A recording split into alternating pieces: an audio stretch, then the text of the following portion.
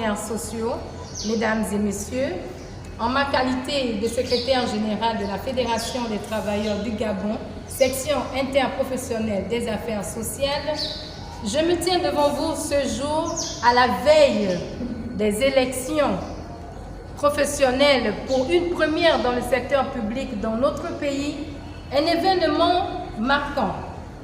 Non seulement les élections professionnelles au niveau du secteur privé, qui en ont l'habitude d'ailleurs, mais aujourd'hui nous allons parler de ces élections dans le secteur public.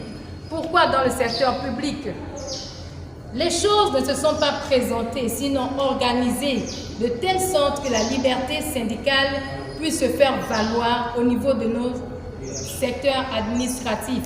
En l'occurrence, au ministère des Affaires sociales, dont je suis le secrétaire général de cette fédération.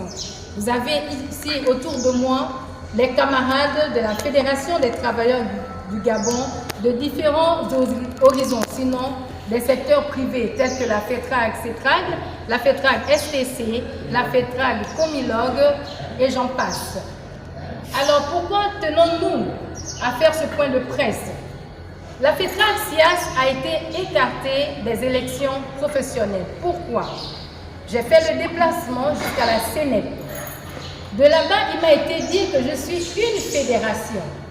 Et l'État a décidé que les fédérations ne peuvent prendre part à ces élections. Ok, mais je voudrais souligner ici une injustice.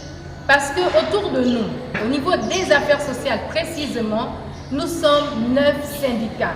Et de ces 9 syndicats, tous ces syndicats sont fédérés.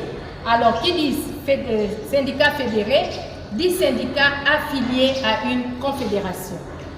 Aujourd'hui, sur les 9 syndicats, 2 ont présenté leur liste. Mais de ces 2 candidats, sinon de ces 2 syndicats de base, le premier appartient à une confédération.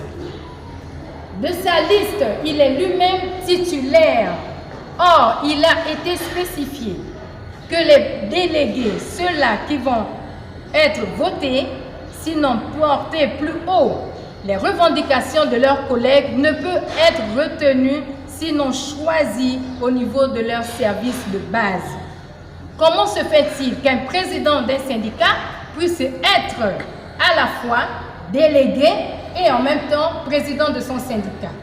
Secondement, toujours dans cette liste de délégués, les membres de son bureau sont aussi désignés comme délégués. Allons-y savoir. Et nous irons plus loin.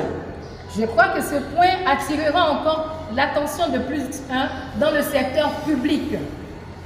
Alors, il s'avère que des présidents des syndicats issus des affaires sociales sont devenus des délégués de ce syndicat. La question est de savoir, étant donné qu'ils sont présidents de ces syndicats, est-ce qu'ils ont dissous leur syndicat, adhéré à ce syndicat pour devenir membre de ce syndicat? Allons-y savoir. Ils sont au moins au nombre de 3. Le second syndicat, on passe à la deuxième liste. Il appartient aussi à une confédération. La FETRAG SIAS appartient évidemment aussi à une confédération. Alors, si nous appartenons à une confédération, cela sous-entend que nous sommes affiliés à cette confédération, nous sommes des syndicats fédérés à cette confédération. Alors, pour cette deuxième liste, qui appartient aussi à une confédération,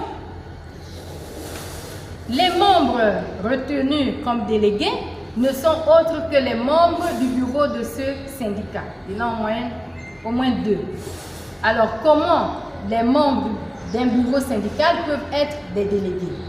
Allons-y savoir.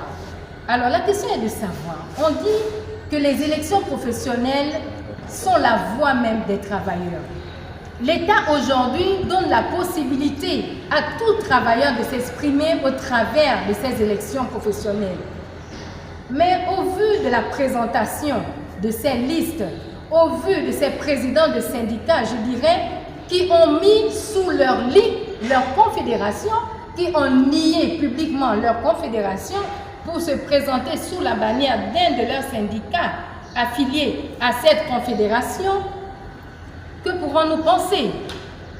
Est-ce que nous tenons vraiment à faire valoir les droits des travailleurs au travers ces élections professionnelles ou entretenons-nous toujours par le canal, sinon le biais des administrations complices de ces agissements? Parce qu'au niveau des affaires sociales, figurez-vous que aucune communication n'a été faite en ce qui concerne le secrétariat général et la FETRAC-SIAS. J'ai dû courir derrière le secrétaire général jusqu'au jour du dernier dépôt de la liste des délégués. Elle me renvoie vers sa secrétaire qui autre n'a aucune explication à me donner si ce n'est me dire il y a je crois 10 sièges. Parce que jusqu'à ce jour je ne connaissais le nombre de sièges. Mais comment établir une liste des délégués si vous n'avez pas le nombre de sièges? Comment établir une liste des délégués si vous ne connaissez pas le nombre de bureaux de vote? Comment établir une liste de délégués s'il n'y a pas de communication? Parce que je crois que la CNEP a assez communiqué avec les secrétaires généraux des différentes administrations.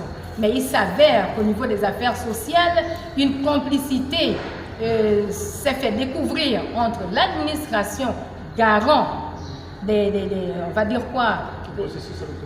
Voilà, garant du processus électoral, parce que l'administration ne doit en aucun cas divulguer certaines informations, si ce n'est garder la neutralité.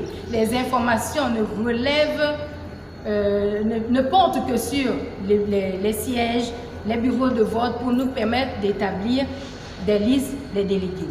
Et nos délégués sont pris dans nos syndicats, nos délégués sont membres de nos syndicats, nos délégués sont en activité dans les différents services de base de notre administration. Les délégués ne peuvent être des membres des bureaux, les délégués ne peuvent être des présidents de syndicats.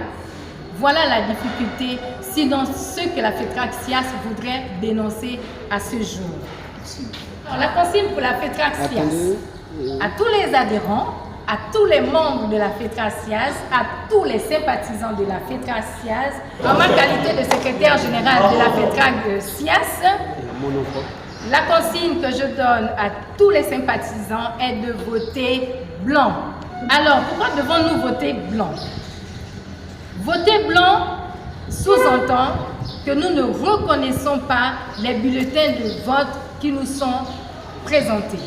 Nous n'appartenons pas à ces syndicats et par ailleurs, ces syndicats, parce qu'avec la FETRAC-SIAS, c'est dire oui à notre identité professionnelle, avec la FETRAC-SIAS, c'est dire oui aux meilleures conditions de travail, avec la FETRAC-SIAS, c'est une revalorisation au niveau de la justice et de l'équité. Or, ces syndicats qui entretiennent un comportement qui ne sied avec la liberté syndicale ne sont là que pour leur intérêt personnel. Ils ne sont là non pas pour défendre les intérêts des travailleurs, mais pour entretenir toujours ce flou autour de parler en nom et place des travailleurs. Nous ne sortirons pas de là tant qu'ils prennent toujours la peine de s'organiser ainsi et de chercher à tromper l'État.